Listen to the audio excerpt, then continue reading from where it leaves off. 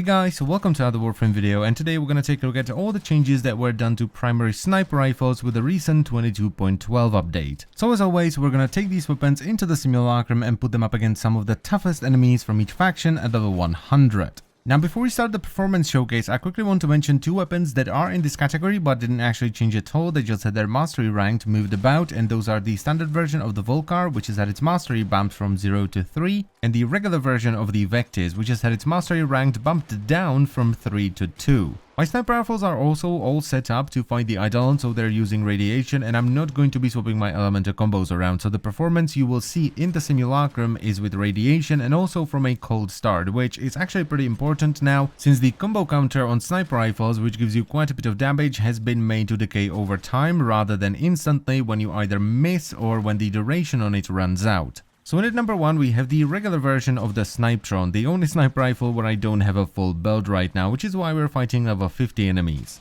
The changes are nothing substantial here. The damage just went from 175 to 180, and the status chance has been bumped from 10% to 12%. Now this weapon isn't bad, it will get you through the start chart if you somehow get it, because it is an event weapon, you can't get it in the game normally, but it's just bad when you compare it to the other sniper rifles. It's tied in with Rubico for the lowest damage per shot, it has an awful 1.5 times crit multiplier and a 3.5 second reload time. But if you for whatever reason want to put a full build on this, you just go for a standard crit build with fast hands to cut down on that reload time. In at number 2 we have the Rubico, which is at its mastery ranked bumped up from 5 to 6, its status chance increased from 5 to 12%, its crit chance increased from 25 to 30%, its reload speed increased from 3 seconds to 2.4 seconds, and its damage decreased from 200 to 180. This is a really nice buff for the Rubico. The lower reload speed means that you don't necessarily have to run a reload speed mod anymore, and you can replace it with another damage mod, and the minus 20 damage is more than compensated for with the more reliable crits and a decent status chance, so you're actually gonna see a status proc every now and then. Now the build I'm running on the Rubico is using Stration for damage, Split Chamber and Vigilante armaments for multi-shot, Point Strike, Vital Sense and Hammer Shot for crit chance and a pretty high crit multiplier, and then Stormbringer and Hellfire for radiation.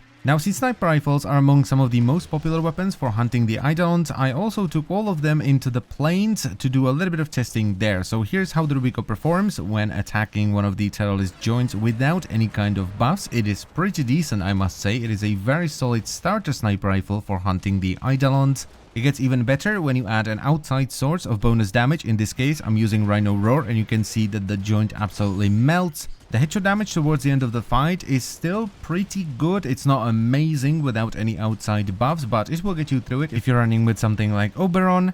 And it gets even better when you add something like Rhino Roar. So this is definitely a great sniper rifle to start hunting the Eidolons with, which is pretty great because it's only mastery rank 6. Then at number 3 we have the SnipeTron Vandal, which is at its mastery ranked bumped from 0 to 5. Its status chance increased from 15 to 16%, and its crit chance increased from 25 to 28%. Now while the buff here isn't as noticeable as it was on the Rubico, it is still really nice because more reliable crits are always good. And the build I'm running here is running Stration for damage, Split Chamber and Vigilante armaments for multi-shot, Point Strike, Vital Sense and Argent Scope for a really strong final phase on the Eidolon with a ton of crit, and then Stormbringer and Hellfire for radiation damage. The Eidolon performance is overall weaker than the Rubico, which was pretty surprising to me because the Rubico does mostly impact damage and the SnipeTron does puncture damage, which the Eidolon is weak to, so I had to use Roar for the entire fight.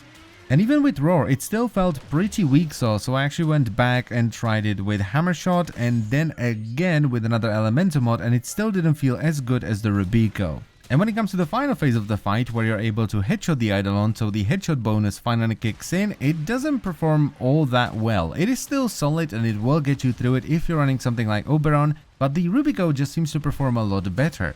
And that goes for both just shooting the Eidolon without any buffs and shooting it with an outside damage source like Rhino Roar. Also, one thing to bear in mind here is that I'm not using Rivens on any of these weapons, so I'm not accounting for Riven disposition. Then at number 4 we have the Wraith version of the Vulkar, which has had its mastery ranked bumped up from 0 to 7, and its damage increased from 250 to 273. This is just a nice straight up buff for the Vulkar. It simply does more damage, and it still kept sort of its unique mechanic where it will stagger enemies with each shot, making follow-up headshots much easier. Now, even though I am running sort of an Eidolon Hunter setup here, this is not much of an Eidolon Hunter, okay? I just wanted to kind of compare it to the other sniper rifles and show you how it will perform. It's not a terrible weapon, it will still get you through the start chart, it just has high status, which on sniper rifles isn't that great because even if you're firing as fast as you can, you're still not firing that fast, so you're not proccing a ton of status. And the crit chance only goes up to 50% with point strike, so you're only gonna crit 50% of the time, which is just not enough. And it felt pretty bad when I was hunting the Eidolon, even though I swapped fast hands for Argon Scope for more reliable crits in the final phase. The lack of crit just kills it. You might be able to do this if you're using a Riven, but I'm not using Riven on the other one, so I'm not going to use it here either.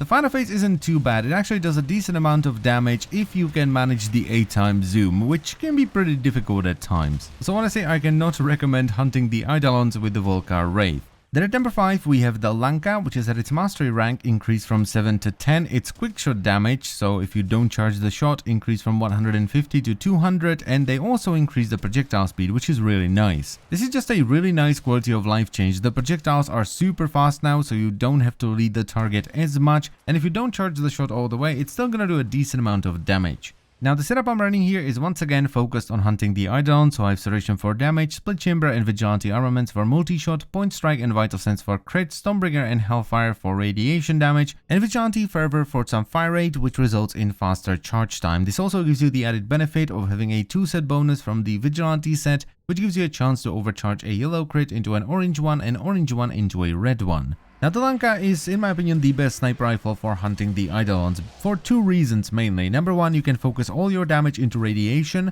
which the Eidolons are weak to, and number 2, the bonus crit chance you get from being scoped in means that you can very reliably orange crit and red crit fairly frequently as well. I didn't even feel the need to zoom in all the way when I was destroying the first joint, just because it was just so convenient to not be zoomed in all the way. Don't worry, I did zoom in all the way when I was doing the second joint and I was using roar, so here's shot number 1, shot number 2, and then we get a nice crit and poof, joint is gone.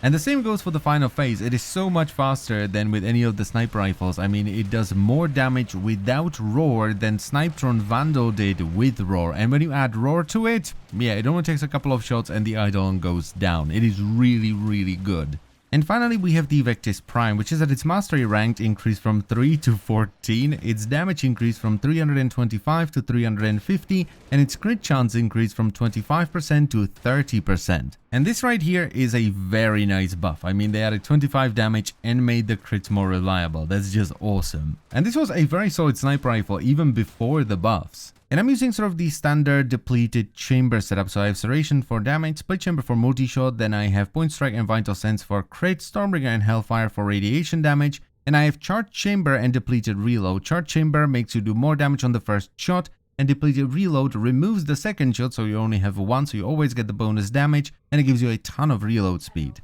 This is in my opinion the second best sniper rifle for hunting the Eidolons. You can see that the performance on the joints is pretty good even without any outside damage sources, and while it's not as crazy as the Lanka with something like Rhino Roar, it is still really good. The final phase is also pretty good because the headshot damage multiplier you get from being scoped in finally kicks in.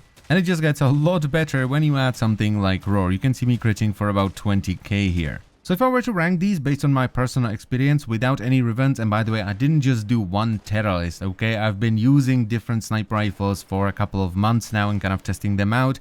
I would go Lanka number 1, Vectis Prime number 2, then the Rubico at number 3, SnipeTron Vandal at number 4, and Vulkar Wraith at number 5. You can still do it with Vulkar Wraith, it's just gonna take longer than with the other sniper rifles. And it just doesn't feel as good as the other sniper rifles. And I think I've been rambling for long enough, so these are all the changes that were done to sniper rifles with update 22.12. I thank you very much for watching. As always, I hope you've enjoyed the video and it was helpful, and I will see you next time. Bye bye.